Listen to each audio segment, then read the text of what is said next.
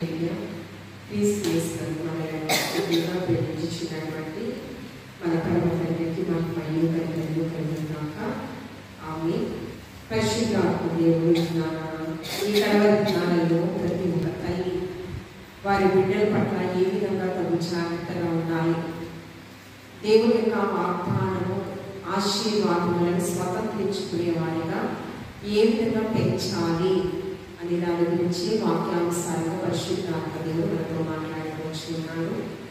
వాక్య భాగము యాకోబు పత్రిక 1వ అధ్యాయము 16వ వచనం.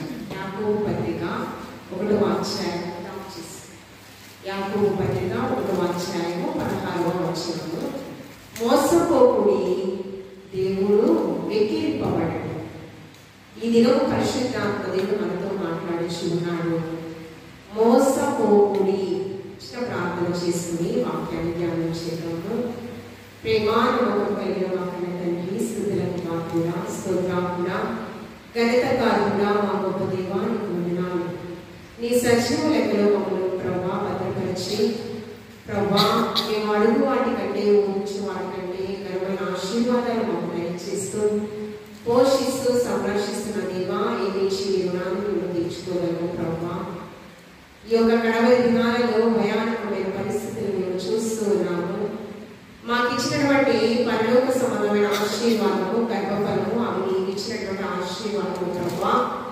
ఈ గర్భఫలాలను ఏ విధంగా ఆధ్యాత్మిక చిత్రంతో పెంచాలో ప్రభా, పరలోక వారసులుగా ఏ విధంగా మేము పెంచాలో, ఆశీర్వాదాలకు యోగ్యులుగా ఏ విధంగా పెంచాలో, ఆశీర్వాదకర్తలుగా ఏ విధంగా పెంచాలో తగిన జ్ఞానము మొట్టమొదటిగా మాకు దయచేయండి ప్రభా. నీ దైవనీతిని మాకు దయచేస్తూ బిడ్డలను కూడా ఆత్మీయతలో ఫలించే వారిగా వారిని మీరు ఆయత్తపరచమని క్రీస్తు పరిశుద్ధ నామములో అడిగి వేడుకొని ప్రార్థించుచున్నాము తండ్రి, ఆమేన్. పరిశుద్ధ గ్రంథంలో పేతురు గారు తన పత్రికలలో మాట్లాడుతూ ఉన్నారు. మొదటి పేతురు రాసిన పత్రిక 3వ అధ్యాయము 7వ వచనంలో జీవమను కృపావరములో అటువలనే పురుషులారా జీవమను కృపావరములో మీ భార్యలు మీతో పాలివారైనారనేది ఎక్కువ బలహీనమైన ఘటమని భార్యను సన్మానించి. మనం ఎలాంటి వారమంట? ఎక్కువ బలహీనమైన ఘటాలమంట. అంటే ప్రతి ఒక్క దానికి రియాక్ట్ అవుతూ ఉంటాం. బలహీనులము. మనకి దేవాది దేవుని యొక్క శక్తి చేత మనమందరం కూడా బలపరచబడి ఉన్నాము. ఇప్పుడు కీర్తనాకారుడు మాట్లాడుతూ ఉన్నారు, ప్రకటించు స్త్రీలు సైన్య సమూహం. ఎలాంటి వారు? బలహీనమైన ఘటాలమైన మనలని దేవాది దేవుడు పరిశుద్ధ రక్తము చేత ఆయన సుద్దైన జనాభాపై ఏర్పాటు చేసుకుని ఆయన శరీరంలో అవయవాలుగా చేయటమే కాదు, పత్రికలలో ఒకరికొకరు అవయవాలమై ఉన్నామంట. క్రీస్తు యొక్క సంఘం అనే మనము, విశ్వాసుల సమూహమైన మనమంట ఒకరికొకరు అవయవాలుగా మార్చబడ్డాము. అంటే ఎవరైతే బలహీనతలో ఉన్నారో ఆత్మీయ స్థితిలో వారిని బలంగా ఉన్నటువంటి వారు బలపరిచేటువంటి గొప్ప బాధ్యతను దేవాది దేవుడు ఇచ్చాడు. ఎక్కడంటే బలహీనమైన ఘటాలను మనల్ని దేవాది దేవుడు ఆయన స్వరక్తం ఇచ్చి ప్రకటించు స్త్రీలు సమూహం కాదు సైన్య సమూహము వలె దేవాది దేవుడు గొప్ప శక్తివంతులుగా మనల్ని ఏర్పాటు చేస్తున్నాడు. అందుకని యేసుక్రీస్తు ప్రభువు ఈ భూమి మీద ఎన్ని క్రైస్తవ సంఘాలు ఉన్నాయో అన్ని సంఘాలు కూడా వధువు సంఘముగా, సార్వత్రిక సంఘముగా వదిలము ఎత్తపడాల్సిన అవసరం ఉంది. వరుడైన యేసుక్రీస్తు ప్రభువు ఈ క్రైస్తవ సార్వత్రిక సంఘాలుగా వధువు సంఘంగా మనలందరినీ కూడా ఆయనతో తీసుకుని పోటకు వచ్చుచూ ఉన్నాడు. 2వ రాకడలో వధువు సంఘము ఎలా పోలుస్తూ ఉన్నాడు? క్రైస్తవ సంఘాలన్నీ కూడా సార్వత్రిక సంఘాలుగా దేవాది దేవుడు అది వధువు సంఘముగా, యేసుక్రీస్తు ప్రభువు వరుడుగా వధువు సంఘముగా మనలందరినీ కూడా వివాహం చేసుకోవడానికి ఆయన మధ్యాకాశంలో 2వ రాకడ. ఎక్కడ వారండి? బలహీనమైన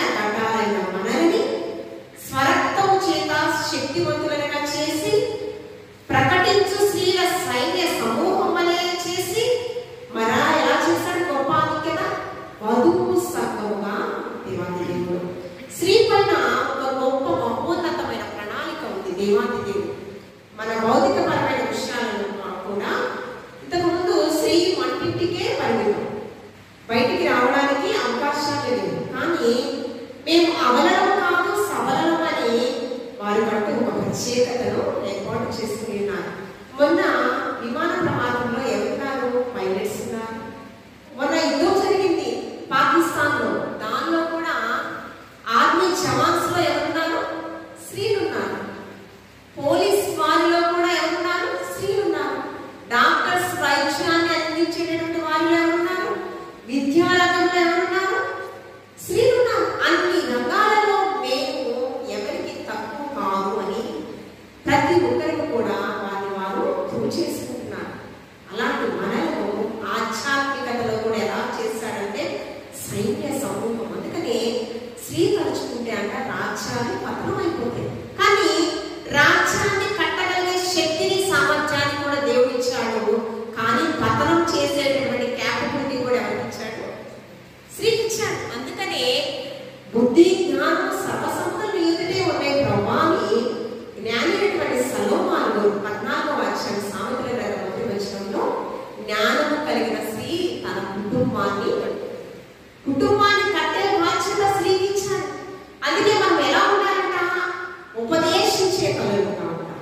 ఎలా ఉండాలండి? సుబుద్ధి కలిగినటువంటి స్త్రీగా ఉండాలి మనం. అందుకని పసేవ ఏమంటుంది? జ్ఞానటువంటి సలోమానుతో మ్రొక్కి కనిన కుమారుడా నేనేమంటున్నా? ఎలా కన్నంట? నో బ్రక్కులు. దావీదు గారితో వివాహమైన తరువాత పుట్టిన కుమారుడు మరణించాడు. అనేకమైన నిందలు అవమానాలు పొందుకుంది. ప్రతికూల పరిస్థితుల్లో మరలా కుమారుడు పొందుకుంది.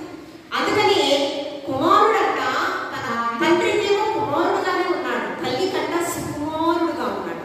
ఎలా ఉన్నాడు? తన తల్లికి కుమారుడు ఎలా ఉన్నాడు? సుకుమారుగా ఉన్నాడంట పరిశుద్ధాత్మ దేవుడు. అంటే బిడ్డల్ని పెంచేటటువంటి బాధ్యత ప్రతి ఒక్క తల్లికి. అందుకే ప్రథమ గురువు తల్లి. దేవోక్తులు నేర్పించినటువంటి ఉపదేశించిందంట తల్లి వసెవ. చదవనటువంటి వాక్యంలో మోసపోకుడి, దుష్ట సాంగత్యము, మంచి నడవడికలు, చెడుకును కదా. ఈ రోమిలకు రాసిన పత్రికలలో 6వ అధ్యాయము 17వ వచనంలో అదేంటండి? మీరు పాపములకు దాసులై ఉంటిరి గాని ఏ ఉపదేశ క్రమములకు మీరు అప్పగింపబడితిరో దానికి హృదయపూర్వకంగా లోబడిన వారై పాపం నుండి విమోచింపబడి దేనికి దాసులు అవ్వాలండి? నీతికి దాసులు అవ్వాలండి. ఎవరంటే నీతికి ఎవరు? నీతి సూర్యుడు రారాజైన యేసుక్రీస్తు ప్రభువారికి మనం దాసులు అయి ఉండాలి. పుతే అనే దయ్యం పట్టినటువంటి కుమార్తె ఆ శిష్యులు సువార్త ప్రకటిస్తూ ఉన్నారు. సువార్త ప్రకటిస్తూ ఉన్నప్పుడు ఆమె ఏం చెప్తుందో తెలుసా? జీవనోపాధి వెంట పాడు చేశారంట ఆ శిష్యులు. సువార్త ప్రకటిస్తూ ఉన్నారంట. ఆ సువార్తె సోది చెబుతున్నటువంటి పుతే అనే దయ్యం పట్టినటువంటి ఆమె ఆ సోది చెప్పడం వల్ల యేసుక్రీస్తు పరిచర్యను ఆటంకపరుచుతున్నటువంటి శాస్త్రులు, పరిసయ్యులు, సద్దుకయ్యులు ఆటంకపరుస్తూ ఉన్నారు. ఒకవేళ యేసయ్య శిలువ సువార్తను ప్రకటన చేస్తూ ఉన్నప్పుడు అనేకులు ఆ సువార్త వైపు ఆకర్షితులైతే ఏమవుతారండి? సోది మాటలు వినరు కదా. సోదంటేనే ఉంది, లేనిది ఉన్నట్టు చెప్పడం. కానీ ఆ మాటలు కూడా వినేటటువంటి వారు చాలా ఎక్కువగా ఉన్నారు. దానివల్ల ఏమవుతుందంట? సోది చెప్పించుకునేటటువంటి పరిస్థితి. తర్వాత చెప్పించుకున్న దాన్ని బట్టి ఏదో ఒక బహుమతి ఆమెకి ఇవ్వాలి. ధనం పరంగాను, వస్త్రం పరంగాను ఏదో ఒకటి ఇవ్వాలి కదా. ఆమె వల్ల లాభ ప్రాప్తి పోతుందంట. ఎవరి వల్ల? ఈయన సజీవుడైన యేసుక్రీస్తు ప్రభువారికి దాసులు. ఎవరు చెప్తుంది?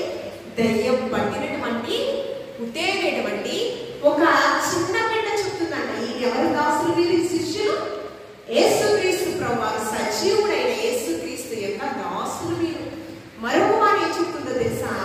పౌలు శీలను సువార్త ప్రకటిస్తూ ఉన్నప్పుడు అక్కడ కూడా ఈ అపోస్తల కార్యంలో ఉంటుంది. అక్కడ అనేక మంది ఏథెన్స్లో విగ్రహాలను బట్టి పెట్టి వారు ఆరాధన చేస్తూ ఉన్నారు. అయితే ఇంకోటి దేవతలు కదా విగ్రహాలు పెడుతూ ఉన్నప్పుడు వారు ఉన్నటువంటి భక్తిని ఎంత ప్రదర్శిస్తూ ఉన్నారంటే తెలియక ఏదైనా దేవుడిని మేము మర్చిపోయామేమోనని తెలియబడని దేవుడని ఒక విగ్రహం పెట్టి ఆయన్ని కూడా ఆరాధన చేస్తూ ఉన్నారు. ఆ పై వచనాల్లో చెప్తూ ఉన్నప్పుడు ఎవరు? ఈ శాస్త్రులు, పరిసయ్యులు ఈ యొక్క పండితులు ఏమని మాట్లాడుతున్నారో తెలుసా? భూలోకములు తలకిందులు చేసేటటువంటి వారు ఇక్కడికి కూడా ఎవరు? దేవుని దాసులు ఎలాంటి వారంట? నీతి సూర్యుడిని సేవించినటువంటి వారు ఎలాంటి వారంట? భూలోకాన్ని తలకిందులు చేసేటటువంటి వారు. అందుకని మనం సామాన్యమైన వ్యక్తులు కాదు. మనము దేనికి దాసులు కాకూడదంట? పాపములకు మీరు దాసులు అవ్వకూడదు. పాపం నుంచి విమోచించిన దేవాది దేవునికి, నీతికి మనము దాసులుగా ఉండాలి. అందుకనే నీతిమంతుడు లేడు, ఒకడు లేడు, ఆరారాజు మన కొడుకు నీతి సూర్యుడిగా ఈ లోకానికి వచ్చాడు. దుర్నీతితో ఉన్న మన జీవితాలను పరిశుద్ధ రక్తం ఇచ్చి పవిత్రపరిచి నీతి సాధకములుగా మనల్ని మార్చాడు. మనం ఎవరికి దాసులుగా ఉండాలి అంటే ఆ ఏక దేవునికి మాత్రమే మనము దాసులుగా ఉండాలి. దాసులుగా ఉండేటువంటి వాక్యం గురించి మనం ఆలోచన చేసినట్లయితే ఇక్కడ ఇస్సాకు రిబ్కా భార్యాభర్తలు ఉన్నారు. ఎవరు? ఇస్సాకు రిబ్కా భార్యాభర్తలు ఉన్నారు. ఈ యొక్క ఇస్సాకు రిబ్కా గురించి మనం ఆలోచన చేసినట్లయితే 100 సంవత్సరముల తరువాత దేవాది దేవుడు ఒక వాగ్దాన పుత్రుడిని అబ్రహాము శారాలకి ఇచ్చాడు కదా. విశ్వాసంతో దేవాది దేవుని యొక్క మాట పూచా తప్పకుండా పాటించాడు. దేవుని మాటకు లోబడ్డాడు. 75 ఏట లోబడిన అతను మరణ పర్యాంతం వరకు కూడా వెనుకకు మరలా తిరిగి చూడలేదు. ఆ వాగ్దాన పుత్రుడు ఇచ్చిన అతనికి అవివాహమైంది రిబ్కాతో. రిబ్కాతో ఒక ప్రవచనం, 1000 నీవు తల్లి అవుతున్నాక. మరి ఆ వాగ్దానం నెరవేర్చబడాలి కదా. రిబ్కా జీవితంలో దేవాది దేవుడు నీకు 1000 తల్లి, ఎందుకంటే తన పవిత్రతను కాపాడుతుందంట. పరిశుద్ధ గ్రంథంలో రాయబడింది, తన కన్యత్వాన్ని కాపాడుతుంది. నీవు 1000 తల్లి అవుతువు కాక అని చెప్పి ఆ వాగ్దానం నెరవేర్చబడాలి. ఎందుకంటే ఇస్సాకు రిబ్కాకు పుట్టినటువంటి ఇరువురు బిడ్డలు ఏసావు, తర్వాత యాకోబు కదా. ఈ యొక్క పరిశుద్ధ గ్రంథంలో రోమీయులకు రాసిన పత్రిక 9వ అధ్యాయంలో 10, 11, 13 నుంచి మనం చూద్దాము. రోమీయులకు రాసిన పత్రిక 9వ అధ్యాయము. అంతేకాదు రిబ్కా మన తండ్రి అయిన ఇస్సాకును ఒకని వలన గర్భవతి అయినప్పుడు ఏర్పాటును అనుసరించిన దేవుని సంకల్పము క్రియల మూలముగా కాక పిలుచు వారి మూలముగానే నిలకడగా ఉండు నిమిత్తము పిల్లలు ఇంకా పుట్టి మేలైనను కీడైనను చేయకముందే పెద్దవాడు చిన్నవానికి దాసుడగును అని ఆమెతో ఎవరితో చెప్పబడిందండి? ఈ ప్రవచనం ఎవరు చెప్పారు? ఈ ప్రవచనం ఎవరు చెప్పారండి? పరిశుద్ధాత్మ దేవుడు ఇచ్చారు ప్రవచనము. ఆయన వాగ్దానం ఎన్నటికి మార్చబడవు, అంతేనా? ఆకాశము భూమి గతించిన ఆయన మాటలు నిరర్ధకము కానేరవు కదా. ఈ ప్రవచనం ఎవరు చెప్పారు? ఇస్సాకు చెప్పాడా? అబ్రహాము చెప్పాడా? దేవుడు ఎవరితో చెప్పాడు? రిబ్కాతో చెప్పాడు. ఏమని? పెద్దవాడు చిన్నవాడికి యాకోబుకు దాసుడవుతారు. ఇచ్చిన ఆ ప్రవచనం నెరవేర్చబడాలి. మరి రిబ్కా అంట చిన్న కుమారుడు ప్రేమించింది. ఎందుకు ప్రేమించింది? రిబ్కా ప్రేమ స్వార్థం ఉందా? కాదు. ఆ ఉద్దేశం ఏంటి? దేవుని ఉద్దేశం ప్రవచనము నెరవేర్చబడాలి. ఆమె యొక్క ఉద్దేశం ఎలాగా? క్రియల మూలంగా కాక నిలకడగా, పిలుచు వారి మూలంగానే నిలకడగా ఉండు నిమిత్తం. క్రియల మూలముగా కాక పిలుచు వారి, ఎవరు పిలిచారు? పరమతండ్రి పిలుచుకున్నాడు. ఆ పిలుచు వారి మూలముగానే నిలకడగా ఉండు నిమిత్తము పిల్లలంక పుట్టి మేలైనను కీడైనను చేయక మునిపే ఏమండి పెద్దవాడు చిన్నవారికి దాసుడగును అని ఆమెతో చెప్పబడను. ఈ ప్రవచనం నెరవేర్చబడడానికి మనం చూస్తాం. కింద వచ్చిన 13వ చదువుతున్నాం. ఇందులో గురించి నేను యాకోబును ప్రేమించింది, ఏసావును ద్వేషించిందని రాయబడి. ఈ ప్రవచనం నెరవేర్చబడాలని ఆమె క్రియలలో దాన్ని చూపించింది. చూడండి, ఆదికాండంలో మనం చూస్తూ ఉన్నప్పుడు ఇస్సాకు చేసుకునేటువంటి ఏసావును ప్రేమించాడు. ప్రేమించి నువ్వు వెళ్ళి ఒక క్రొవ్విన పొట్టేళ్లను వధించి ఆ మాంసం వండి నాకు తీసుకుని రా, నేను జ్యేష్ఠత్వపు ఆశీర్వాదాల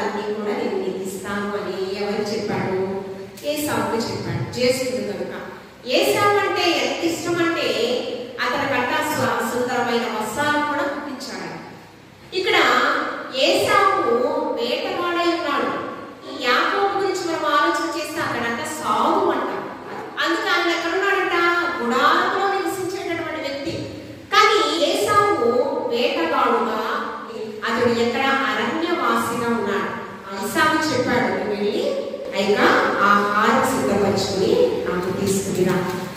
ఈ విషయం విన్న తర్వాత రెబ్కా దేవాది దేవుడు వాగ్దానం చేశాడు, పెద్దవాడు చిన్నవాడికి దాసుడుగా ఉండాలి.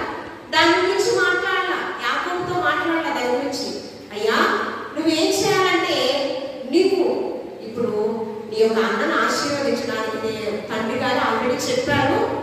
ఆశీర్వాదం నీకు పొందుకోవాలి. ఆయన చెప్పినట్టు ఆయన మంచి గొర్రె పిల్లను వధించి ఆహారం సిద్ధపరచుకొని నీవు రా. తడిని చూస్తే ఏసావు, స్వరం చూస్తే యాకోబు. స్వరం తీసుకుని వచ్చినాడు, మాట్లాడుతూ ఉన్నాడు, అయ్యా నేను ఏసావుని అంటూ ఉన్నాడు. స్వరం చూస్తే ఎలా ఉంది? యాకోబుగా ఉంది. ఆ తడిని చూస్తూ ఉన్నాడు, వస్త్రములు చర్మం ఎలా ఉంది? ఎరుకలతో ఉన్నటువంటి తన శరీరం. అది చూసి ఏమనుకున్నాడు? నిజంగా ఇతను ఏసావే అనుకున్నాడు. ఇక్కడ జ్యేష్ఠత్వపు హక్కును తన అన్న నుంచి సంపాదించుకోవడానికి తల్లి చెప్పిన మాట విన్నాడని మనం అనుకుందాం. తీసుకుని వచ్చాడు ఆహారము, ఎలా పరిశీలన చేశాడో పరీక్షించాడో అన్ని పరీక్షలలో తను ఆల్రెడీ తన తల్లి చెప్పింది, ఇలా ఇలా నువ్వు నడుచుకోవాలి. సుందరమైన వస్త్రాలు తనకి కుట్టబడి ఉండే ఆ సుందరమైన వస్త్రాలు నువ్వు ధరించుకొని అని తడికి చూస్తారు కదా, ఆ వెంట్రుకలతో ఉన్నటువంటి నువ్వు అమర్చుకోవాలి. ముందుగానే ప్రీ ప్లాన్ అని చెప్పేసి ఇంత చెప్పవలసిన అవసరం ఏమీ లేదు. దానికంటే ముందుగా ఒకటి జరిగిపోయింది. ఏం జరిగిపోయిందంటే ఆదికాండం 27వ అధ్యాయంలో చూడండి 27వ వచనం. ఆ చిన్నవాడు ఎదిగినప్పుడు ఏసావు ఈ వేటాడుడైన నేర్పరి అరణ్యవాసిగా ఉండేది. యాకోబు సాలువై గుడారంలో నివసించుచుండేది. అయితే ఇక్కడ ఏమైంది? ఏసావు తెచ్చిన వేట మాంసము తినుచుండేది కనుక అతనిని ప్రేమించాను. రిబ్కా యాకోబును ప్రేమించుకొనుచుండగా ఏసావు అలసిన వాడే పొలంలో నుండి వచ్చి ఉన్నాడు. అప్పుడు ఏమని అడుగుతూ ఉన్నాడంటే ఏసావు, నేను అలసిపోయి ఉన్నాను, ఆ ఎర్రని వండినటువంటి చిక్కుడుకాయ కూర నాకు దయచేసి ఇవ్వమని అడిగాను. అప్పుడు అతనేమని అడుగుతూ ఉన్నాడు చూడండి, అందుకు అతని పేరు ఏదో అని అడిగాను, కొంచెం నాకు పెట్టమని అడిగాను. అందుకు యాకోబు, నీవు జ్యేష్ఠత్వము నేను నాకు ఇవ్వమని. ఎక్కడ పోయింది ఒకసారి ఆలోచించేద్దాము. తల్లి చెప్పినట్టు వంటను సిద్ధపరచుకొని, తల్లి చెప్పినట్లు తగిన మెలుగువలతో వస్త్రం సిద్ధపరచుకుని, తనను తాను అన్నలాగా స్వరం మార్చి మాట్లాడినందుకు పోయిందా? ఎక్కడ పోయింది జ్యేష్ఠత్వము? అలసి వచ్చినటువంటి ఏసావు కూరను అడిగాడు, చిక్కుడుకాయ కూర. తనకి కండిషన్ దేని పెట్టాడు? ఇప్పుడు ఆల్రెడీ వాగ్దానం ఎందుకు నెరవేర్చబడాలి అంటే యాకోబు జీవితంలో యాకోబు మోసగాడే, కానీ అతడు ఇశ్రాయేలు గోత్రకర్తగా ఉండాలి. ఇశ్రాయేలుగా మార్చబడ్డాడు. మొదట నా బిడ్డలు గోత్రకర్తలుగా దేవాతి దేవుడు ఆశీర్వాదకర్తగా ఉండాలి అని అది పత్రికలలో రోమిలికి రాసిన పత్రికలో మనకు తెలియపరుస్తూ ఉన్నాడు. జ్యేష్ఠత్వపు హక్కును నాకు ఇవ్వండి ఏంటి? ఆహారం కొరకు జ్యేష్ఠత్వపు హక్కును అమ్మి వేసిన భ్రష్టుడైన ఏసావు వంటి వాడు చరిత్రలో లేడంట. ఎలాంటి వాడు? జ్యేష్ఠత్వపు హక్కును ఆహారం కొరకు, క్షయమైన ఆహారం కొరకంట అమ్మేస్తున్నాడు. ఇక్కడ అతనే అమ్మేస్తున్నాడు జ్యేష్ఠత్వపు హక్కును. స్వయంకృత అపరాధం జరిగింది కనుకనే, అందుకని లూసిఫర్ హృదయంలో యొక్క ఆలోచనలు పుట్టకముందే పరమ తండ్రి ఎరిగాడు, నేను దేవాది దేవుడు నా స్తుతి ఆరాధన ద్వారా కనపరచబడుతున్నాడు కదా అని దేవుడి కంటే ఎక్కువగా హృదయంలో ఆలోచన పుట్టిందంట. ఎవరికి? లూసిఫర్. ఇక్కడ కూడా క్షయమైన ఆహారం కొరకు నేను జ్యేష్ఠత్వపు హక్కును అమ్ముకోవడం ఏంటి? ఆలోచన చేయాలి కదా. కానీ ఆహారం కొరకు తనే అమ్మేసుకున్నాడు. చేతులార తనే స్వయంకృత అపరాధం. తన తల్లి చేసిన అపరాధం ఏమాత్రము లేదు, మరలా యాకోబు చేసిన అపరాధం ఏమాత్రము లేదు. జ్యేష్ఠత్వపు హక్కును మొట్టమొదట తనే అమ్మి వేసుకున్నాడు. భ్రష్టుడైన యోసావు వంటి వాడు మరి ఎవరు లేదు. మరి ఇక్కడ ఏం జరిగింది? ఆహారం సిద్ధపరచుకొచ్చాడు, ఆల్రెడీ అంతా అయిపోయింది. జ్యేష్ఠత్వపు ఆశీర్వాదాలన్నీ కూడా ఎవరికి ఇచ్చేసాడండి?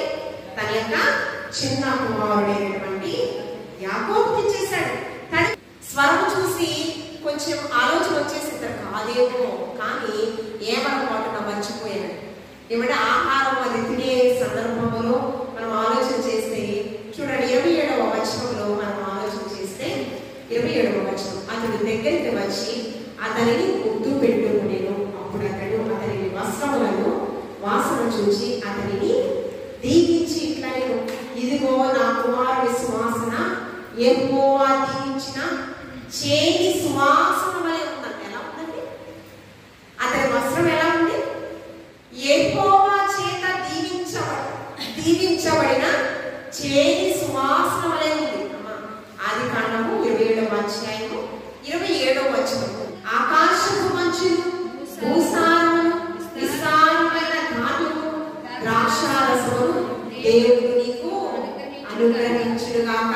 భూసంబంధమైన ప్రతి ఆశీర్వాదం నీవు పొందుకుంటామని సమస్త ఆశీర్వాదాలకు వారసుడిగా ఎవరిని ఏర్పాటు చేశాడు? యాకోబుని ఏర్పాటు చేయడం జరిగింది. ఇక్కడ తల్లి చేసినటువంటి స్వార్థపూరితమైన ప్రేమ ఏమాత్రము లేదు, యాకోబు చేసినటువంటి మోసము ఏమాత్రము లేదు. అందుకని జ్యేష్ఠత్వము ఆ హక్కును అమ్మేసుకున్నాడు అతను. నేను ఆల్రెడీ నా తమ్ముడు చేసినటువంటి తప్పు కాదు నాన్నగారు, జ్యేష్ఠత్వపు హక్కును ముందే అమ్మేసుకున్నాను అని అతనేం చెప్పట్లా. చూడండి ఆదికాండము 27వ అధ్యాయము 33వ వచనం,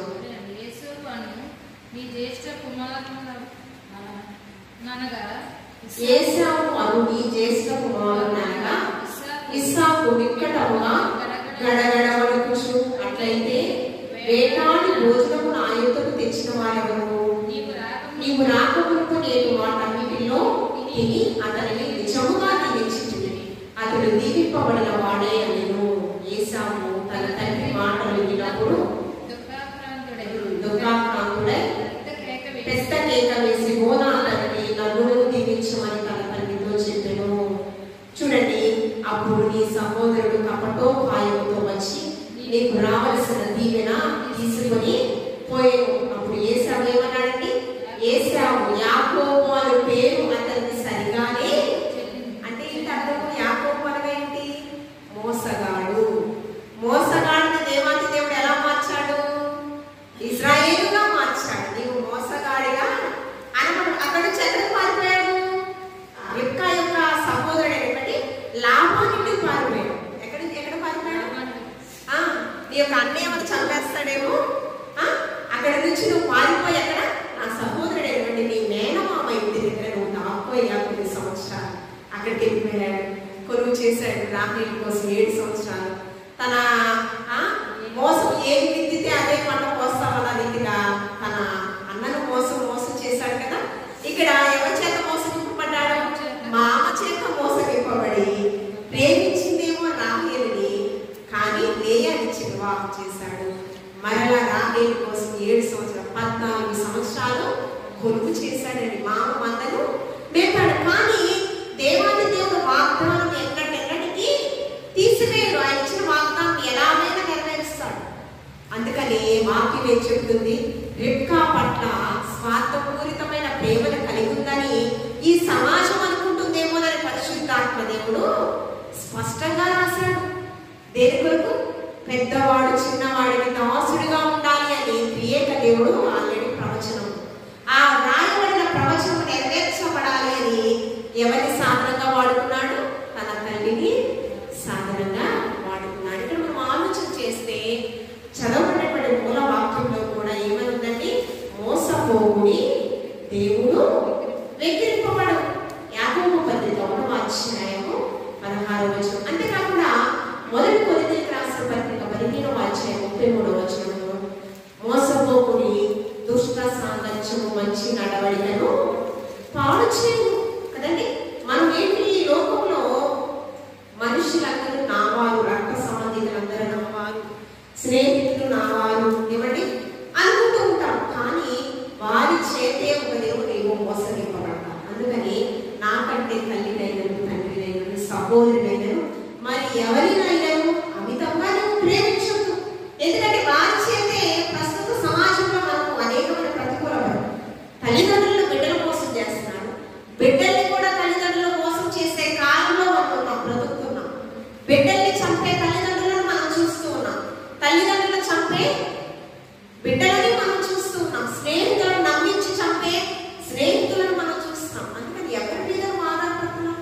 ఎవరిని నువ్వు ప్రేమిస్తున్నావు, ఎవరిని నువ్వు నమ్మవు. అందుకని యాకోబు గారు యేసుక్రీస్తు ప్రభువారి యొక్క సహోదరుడు. ఎవరి సహోదరుడు? యేసయ్య సహోదరుడు. యేసయ్య ఉన్నంత కాలమేమో తన యొక్క కుటుంబస్తుల చేత తృణీకరించబడ్డాడు. కానీ యేసయ్య మరణించిన తర్వాత, పునరుత్థానుడై మరణాన్ని జయించిన తర్వాత యేసయ్య మీద అచంచల భక్తి కలిగి ఉన్నాడు నాకు. అందుకే ఆయనంటూ ఉన్నాడు, క్రియలు లేని విశ్వాసము మృతము. అంతేకాకుండా మోసపోకుడి దేవుడు వెక్కిరింపబడు. మనం తెలిసే మోసపోతున్నాం. మనుషులు ఇలాంటి వారని పరిశుద్ధాత్మ దేవుడు పరిశుద్ధ గ్రంథంలో ఉంది. కానీ బిడ్డల్ని కూడా చంపి తిన్నటువంటి తల్లిదండ్రులు కూడా పాత నిబంధన కాలంలో మనం చూస్తున్నాం. ఎక్కడో ఇదేంటి ఇంత భయంకరమైన పరిస్థితిలో మనం చూస్తాం. ఎక్కడో చూడవలసింది పరిశుద్ధ గ్రంథంలోని కడవరి దినాలలో ప్రజలు ఏ రీతిగా ఉంటాయి. మనుషులలో అక్రమము విస్తరించుట చేత ప్రేమ చల్లారిపోయింది. అక్రమకారులు ఎక్కువైపోయారు. అంటే వారి జీవితాలు కట్టడు, భయభక్తులు, ఇప్పుడు దేవుడికి లోబడే జీవితం అసలే ఉండదు. అక్రమము విస్తరించుట చేత ప్రేమ మనుషులందరిలో. అందుకని ఏమంటూ ఉన్నాడు, మోసపోకుడి దేవుడు. మనం మోసపోతే మనమే వెక్కిరింపబడతాం, దేవుడు వెక్కిరింపబడతాడా? కాబట్టి మనం ఆలోచించేద్దాం. రిబ్కాలో ఎటువంటి స్వార్థము లేదు. రిబ్కా చిన్నవాడిని ప్రేమించాడు, ఏసావు పెద్దవాడిని ప్రేమించాడు అనే స్వార్థము అసలే కాదు.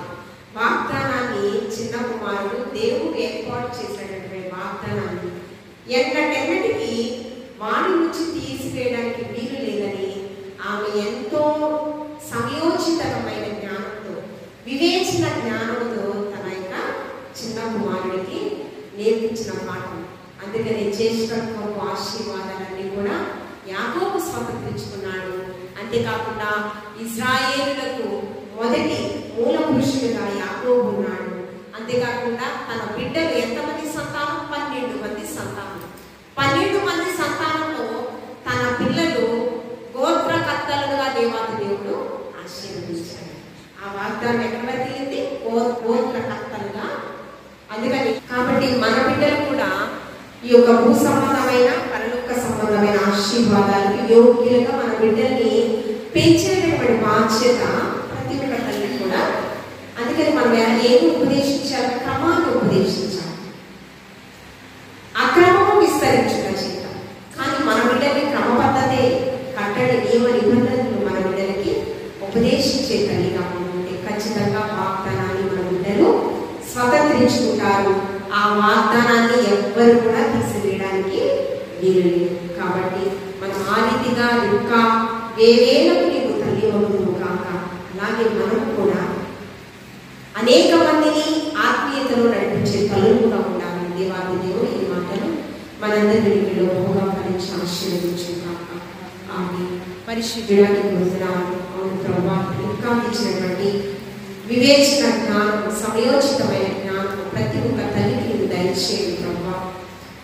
ప్రభా, జ్యేష్ఠత్వ హక్కులను అమ్ముకున్నటువంటి ఏసావును మేము చూసాము. ప్రస్తుత పరిస్థితిలో కూడా నీతిని అమ్మి వేసుకుంటూ అపవాదికి దాసులుగా, అపవాది అనుచరులుగా ఉండేటువంటి వారిని కూడా మేము చూస్తూ ఉన్నాము ప్రభా. అపవాది ఒక్కొక్క వ్యక్తిని ఒక్కొక్క అస్త్రంగా, ఆయుధంగా మలుచుకుంటూ ప్రభా నీ సన్నిధిని దూరం చేయడానికి సర్వవిధాలు ప్రయత్నిస్తూ ఉంటుంది. మేమైతే ప్రభా నీ జ్ఞానం మేము సంపాదించుకుంటూ ఆత్మీయతలో మా బిడ్డలని, మా కుటుంబాన్ని పెంచుకునేటువంటి స్థితిలో మమ్మల్ని పురుకొల్పుచ్చిన విధంగా బట్టి వందనాలు. సమయం సద్వినియోగపరుచుకుని సన్నిధానంలో నిలబడండి. ప్రేమని జ్ఞాపకం చేసుకోండి. రెట్టింపు ఆశీర్వాదాలకు యోగ్యులుగా ఎంచండి. పరిపూర్ణమైన ఆరోగ్యం, క్షేమము, నెమ్మదిని నీ బిడ్డలకు మీరు దయచేయండి ప్రభా. వారికి సమస్తము హృదయవాంఛలు ఏమైనాయో వాటన్నిటికీ మీరు అనుగ్రహింపచేయండి ప్రభా.